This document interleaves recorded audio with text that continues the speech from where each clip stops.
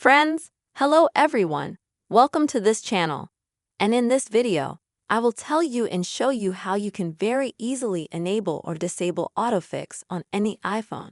Don't forget, friends, to put a like on this video. Please subscribe to our channel.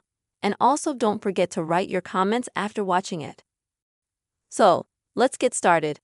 I'll tell you right away that if someone, for example, does not like the autofix that is always enabled by default on the iPhone keyboard, you can very easily disable it.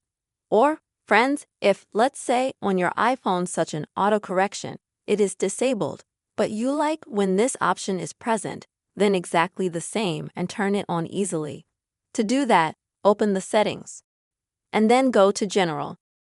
Then scroll a little bit and find the keyboard section. And look, here you will need to find the auto correction option.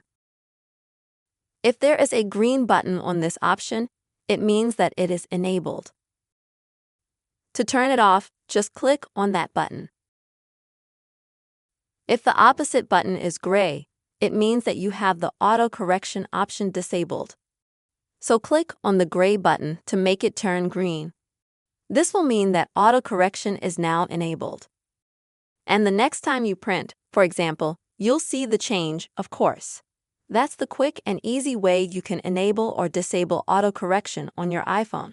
Don't forget, subscribe to the channel and also be sure to put your likes. See you soon.